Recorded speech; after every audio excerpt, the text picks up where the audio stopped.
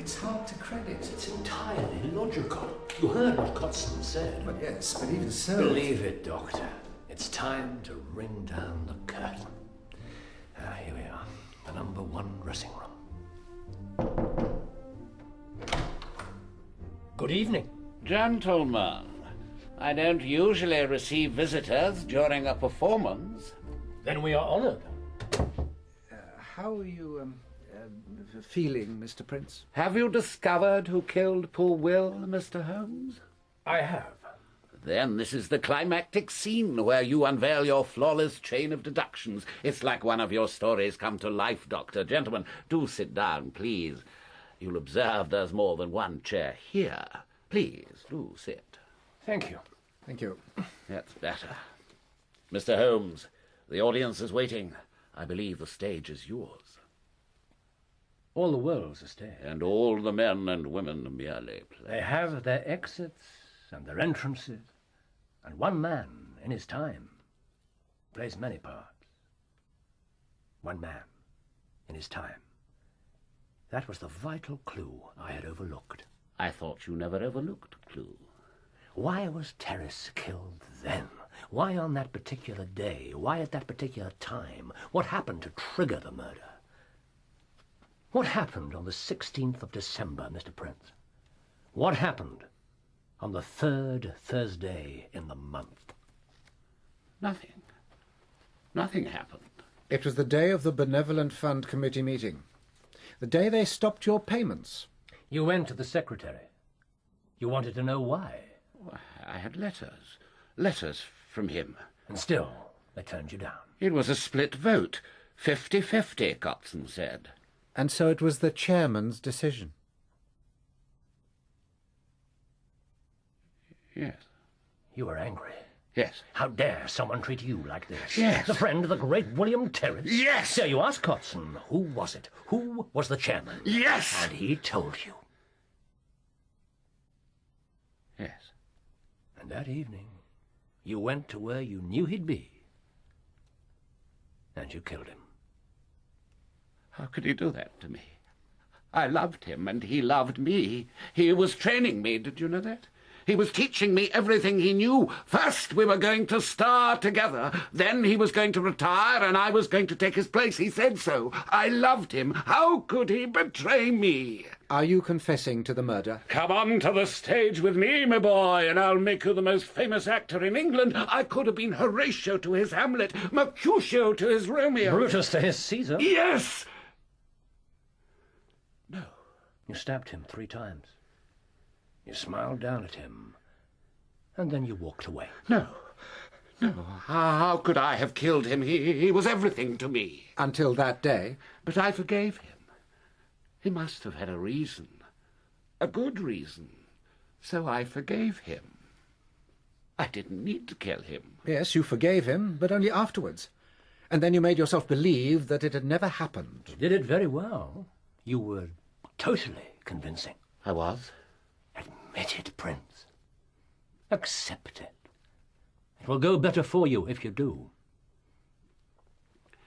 Mr. Holmes, you are quite wrong. I did not kill Will Terriss. I had no reason to. I'm afraid you're absolutely correct. What? What do you mean? I mean that you killed him for nothing. I don't understand. Explain yourself. Prince, we've just been talking to Charles Cotson. We asked him who was in the chair at that meeting, just as you did. And he gave us the same answer he gave you. He told us he couldn't remember. What? He knew it was one of 2 men. He knew it was either Fred or Charles Terry. No. He knew it was one of the Terriss. That's what he said, one of the Terriss. And you misheard him. It's a lie. You're lying. One of the Terriss, Prince. One of the Terriss. You murdered the wrong man.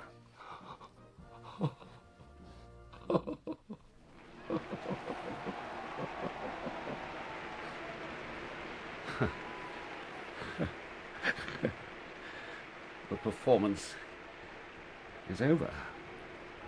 Yes. I'm afraid it is.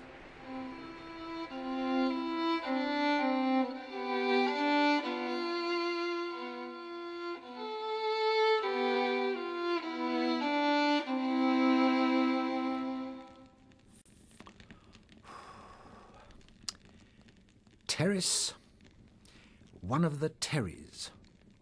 It seems incredible. By no means. I could cite you a score of murders with far less likely causes. I should have realised that something was seriously wrong with Prince the first time we met him. Don't berate yourself. True madness can be remarkably difficult to recognise. I suspect that he simply couldn't face the reality of what he'd done, so he slipped back into an earlier state of mind, when Terriss was still his hero. In a way, he was acting. He just didn't realise it himself. It was probably the most convincing performance he's ever given. How did you know we'd find him at the Adelphi? Well, not merely at the theatre. In William Terriss's old dressing room, he played the role of the disciple so completely, he genuinely believed he was stepping into the dead man's shoes. A lesson to all hero worshippers. And then we had to shatter the whole charade. We took away his only justification for the murder. I'm afraid it had to be done. I suppose so. The senseless loss of one man's life and another's sanity. It's been a sobering experience. Yes, indeed. I can scarcely recall a case where I was on the wrong track for quite such a long time. You do understand now, I suppose, just why Terriss put his hand in his pocket. No, actually I don't. Well, I can't be sure, of course, but I strongly suspect that he recognised Prince, realised his plight, and reached for some coins. Oh, dear God. He was going to give him money? At the very moment he was murdered for supposedly withholding it. Tragic. Terriss. Oh, both of them. You realise, of course, the final, supreme irony. Another one? Isn't the money thing enough? I rather think poor Prince would appreciate this one. What on earth are you talking about? Well, don't you see it? For all the self-deception, he was quite right about one thing. Thanks to Terriss, Richard Arthur Prince is about to become the most famous actor in England.